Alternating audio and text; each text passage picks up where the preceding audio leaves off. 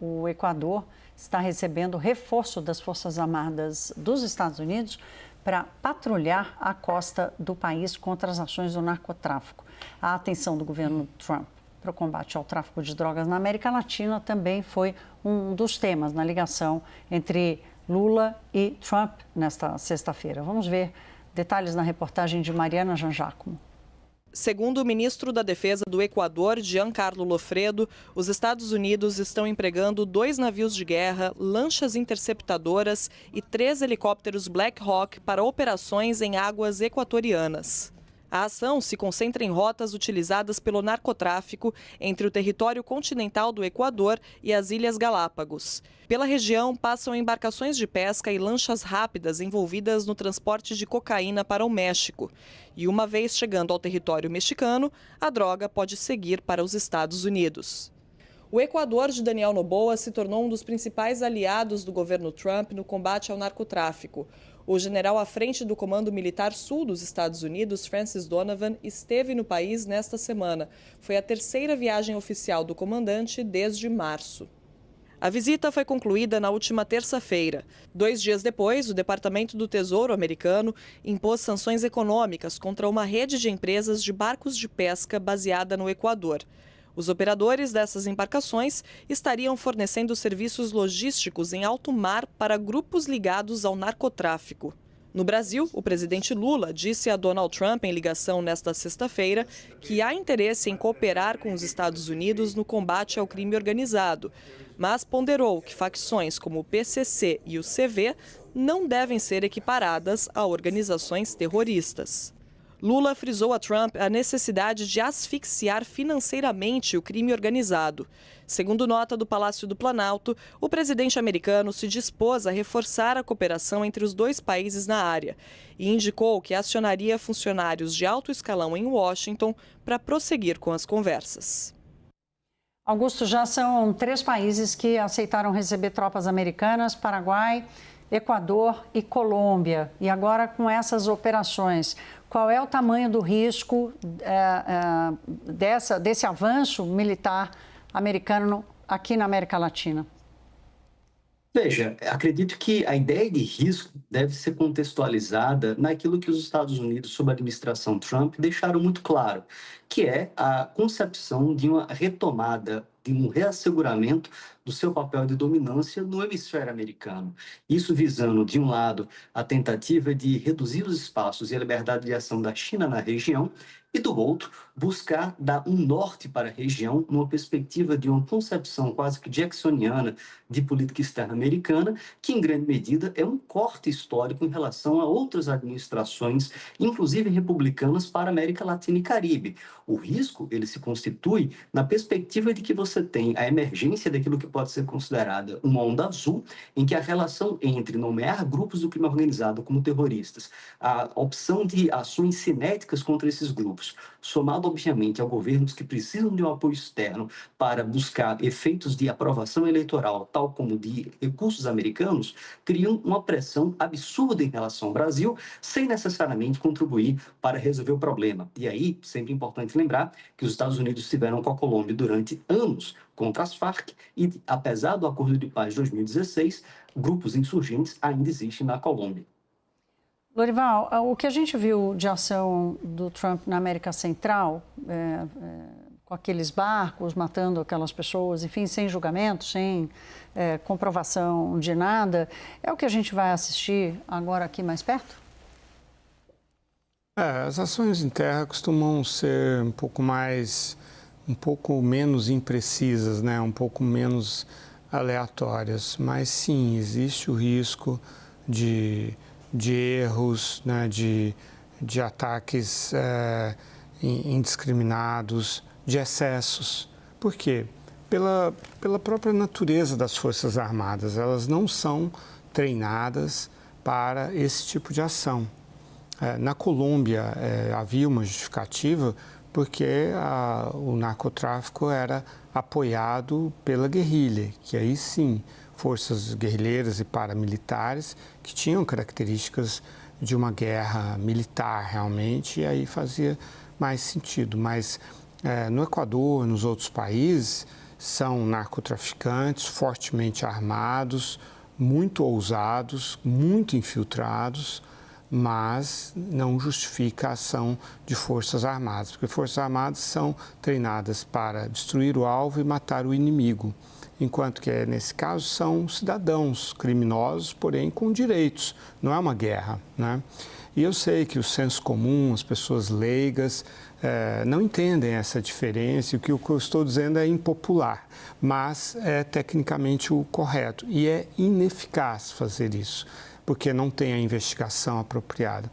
O apoio dos Estados Unidos tinha de vir por duas outras instituições, a DEA, que é a agência de antidrogas americana, que é especializada nessa investigação e nesse combate, e o próprio FBI, que poderia treinar policiais, porque esse é um caso de polícia, não é um caso de forças armadas. Augusto, eu estou aqui me perguntando o quanto de permanente essa política de Trump, independentemente dele se manter ou não no poder, mas com a onda da direita na América Latina. E não me parece que seria uma coisa de curtíssimo prazo. Tem mais pelo menos um objetivo de uma relação mais duradoura com essa transferência de tropas e uma presença mais forte com a força militar aqui. Qual a perenidade que você enxerga nisso e qual, enfim, o efeito dela? Veja, se você considerar que em relação ao Irã, Trump, até o momento, não tem conseguido entregar a vitória, em relação à Ucrânia, a tentativa de um acordo de paz não logrou êxito, a tentativa de poder mitigar a presença e a força de grupos narcotraficantes dentro da região pode ser uma entrega dentro do jogo político e eleitoral americano internamente.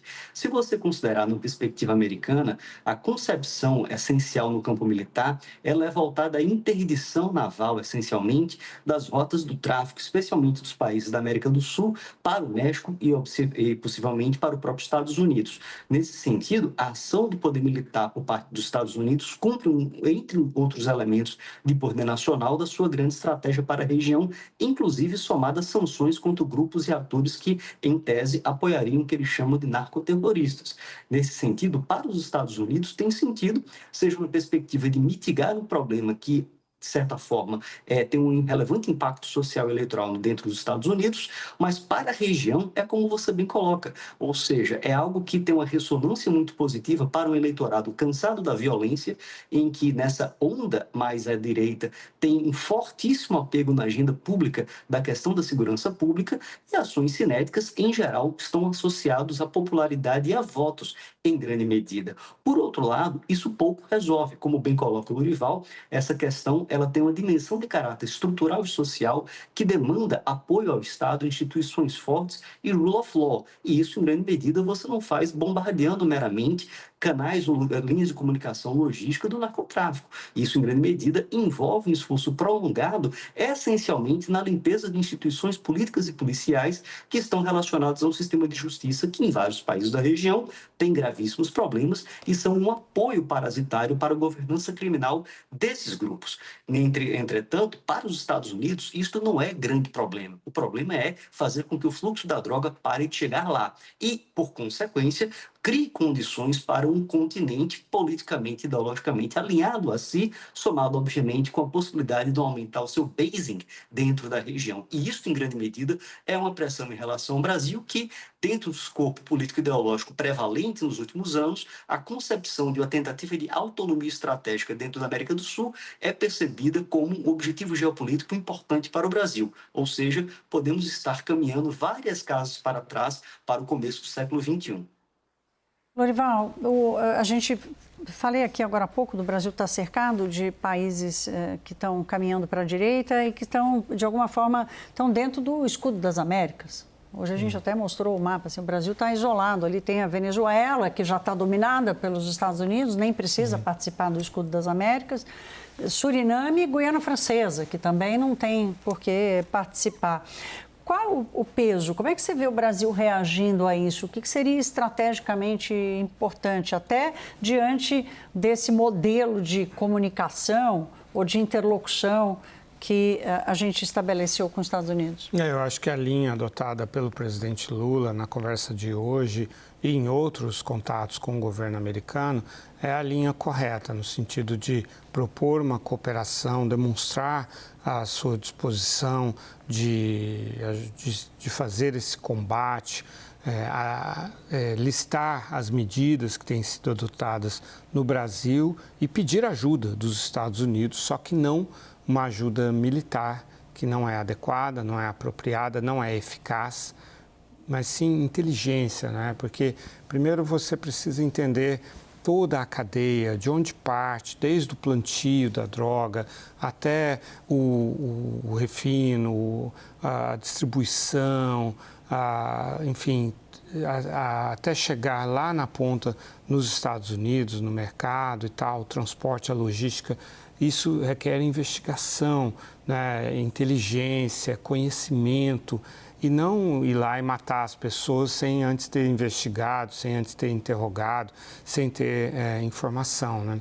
Então, acho que essa é a linha que deve ser adotada. Mas é sim um ponto de atenção, quer dizer, por enquanto a política dos Estados Unidos é de entrar com forças apenas nos países cujos governos aprovam essa medida.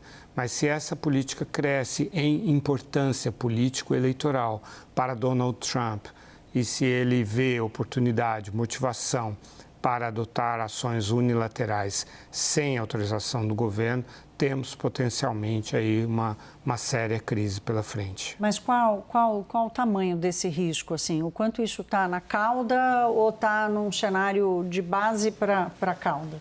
Não é algo ainda no horizonte, é só um ponto de atenção que eu estou levantando, é só mais uma desvantagem dessa política americana, mas não é algo que a gente deve se preocupar no curto e talvez no médio prazo. Augusto, o Lorival fala em o Trump perceber ganho político, mas internamente nos Estados Unidos, se tem uma coisa que ele não está ganhando é popularidade, pelo contrário, até por guerras, a guerra no Irã que ele está comprando. E agora essa guerra, esse escudo das Américas, enfim, que as operações militares podem até passar a impressão de que são uma outra frente de conflito militar para os americanos. O quanto você enxerga isso se transformando em um problema para Trump e não em uma plataforma? Veja, eu acredito que essa linha de ação talvez seja que menos cause problema interno. Primeiro, porque a proposta de campanha e que ele está entregando relacionada à tentativa de redução do fluxo de drogas para os Estados Unidos e, obviamente, o que compete a um redesenho geopolítico da própria região, o que fica assenhorado na Estratégia de Segurança Nacional de 2025. Some-se a isso ao elemento que é condizente à sua plataforma com o MAGA relacionado ao trato com os países na região no tocante ao crime organizado lido como narcoterrorismo. E, em terceiro aspecto, pelo menos uma tentativa de vitória, já que você entrega meios muito limitados na região, apoiados por uma instância americana que tem ganho força de forma significativa, que é o Comando Sul dos Estados Unidos, que de um comando combatente unificado da força conjunta americana acaba se tornando quase como uma agenda setter para a América Latina e Caribe, com uma força muito grande, relacionando tanto a dinâmica criminal com a dinâmica da disputa geopolítica sino-americana dentro da América Latina. E essa dimensão do Comando Sul dos Estados Unidos, que exerce uma relação de cooperação muito adensada com quase todas as forças armadas da região, permite no campo da cooperação militar, da diplomacia e de defesa, mas também contribuindo com o processo de formulação de política dentro dos Estados Unidos, uma cadeia de ação muito interessante, numa perspectiva, pelo menos, tática em relação ao fluxo logístico de drogas, mas com potenciais acenos eleitorais interessantes relacionados, olha, prometi reduzir o fluxo de drogas, talvez possamos entregar. Agora, a dimensão para a América Latina, aí é outra discussão completamente distinta, mas os Estados Unidos são accountables a priori para o seu público interno, de certa forma, e isso em grande medida pode ser um problema menor para o Trump, dentro de um contexto com frutos muito amargos das suas ações no Irã e também na Ucrânia.